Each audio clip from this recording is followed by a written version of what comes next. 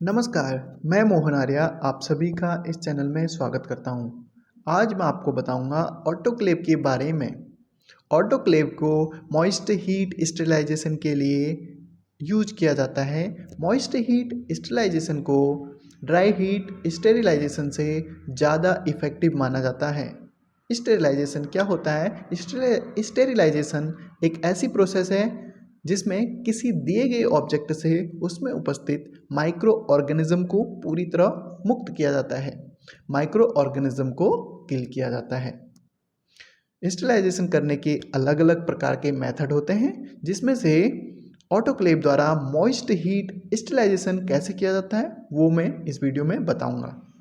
जब भी कभी हम किसी भी ऑब्जेक्ट को ऑटोक्लेव के अंदर स्टेरिलाइजेशन के लिए रखते हैं, जहाँ पर वेपर का प्रेशर बहुत अधिक होता है, प्रेशर ज़्यादा होने के कारण चारों तरफ से प्रेशर ऑब्जेक्ट पर पड़ता है। यदि ऑब्जेक्ट में किसी भी प्रकार के माइक्रो ऑर्गेनिज्म हो तो प्रेशर माइक्रो ऑर्गेनिज्म पे सेल के स्ट्रक्चर को डिस्ट्रॉय कर देता है और उसके प्रोटीन को प्रेसिपिटेट कर देता है, जिससे माइक्रो ऑर्गेनिज्म किल हो जाते हैं।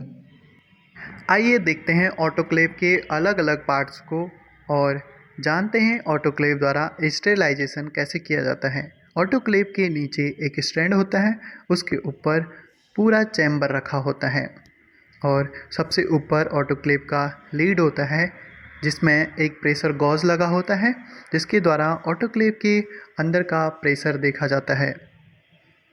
और ऑटोक्लेव के लीड के चारों ओर नट्स लगे होते हैं, जिनकी सहायता से लीड को टाइटली क्लोज रखा जा सकता है। और इसमें एक सेफ्टी वॉल लगा होता है। जब ऑटोक्लेव का प्रेशर बहुत ज़्यादा इंक्रीज होता है, जिससे ऑटोक्लेव बस्ट हो सकता है, सेफ्टी वॉल उससे प्रिवेंट करता है। इसमें एक पावर केबल लगा होता है, जिससे ऑटोक्लेव में इलेक्ट्रिसिटी सप्लाई की जाती है और इसमें एक हैंडल लगा होता है, जिससे ऑटोक्लेव को मूव करने में आसानी होती है। इसमें एक प्रेशर कुकर के वेसल के जैसा एक स्टीम वैन होता है, जिससे ऑटोक्लेव का लिमिट से ज़्यादा प्रेशर इंक्रीज होने पर रिड्यूस होता है। इसमें ये स्टीम रिलीजिंग वॉल लगा होता है, जिससे बिफोर स्टेरिलाइजेशन ऑटोक्लेव के अंदर के एयर को बाहर किया जा सकता है। और अब हम देखेंगे ऑटोक्लेव के अंदर के पार्ट्स को और देखते हैं और जानते हैं ऑटोक्लेव के अंदर के पार्ट्स के बारे में। चलिए चलते हैं ऑटोक्लेव के अंदर के पार्ट्स के।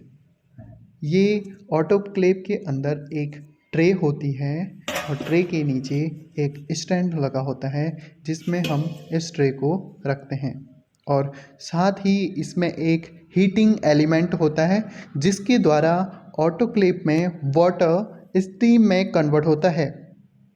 जब भी हमें किसी मटेरियल को स्टेरिलाइज करना होता है, उससे पहले हमें इसमें वाटर डालना होता है और वाटर इतना डालना होता है जिससे कि हीटिंग एलिमेंट पूरा डिप हो जाए और उसके बाद जिस मटेरियल को हमको स्टेरिलाइज करना होता है उसको ट्रे के ऊपर रखा जाता है और ट्रे के ऊपर रखने के बाद ऑटोक्लेव की लीड को टाइटली क्लोज किया जाता है उसके नट्स की सहायता से। नट्स को क्लॉकवाइज घुमाया जाता है और ऑटोक्लेव को टाइटली क्लोज किया जाता है और उसके बाद ऑटोक्लेव में इलेक्ट्रिसिटी सप्लाई ऑन की जाती है। अब जानते हैं ऑटोक्लेव के प्रेशर और टेम्परेचर के संबंध के बारे में। यदि ऑटोक्लेव में 5 प्रेशर होता है तो टेम्परेचर 109 डिग्री सेल्सियस होता है। यदि 10 प्रेशर होता है तो टेम्परेचर 115 डिग्री सेल्सियस होता है। यदि प्रेशर 15 होता है तो टेम्परेचर 121 डिग्री सेल्सियस होता है।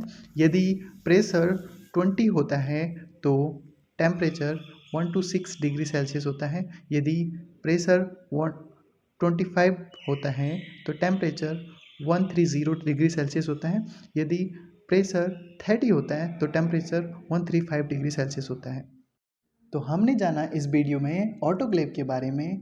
Thank you very much watching for this video.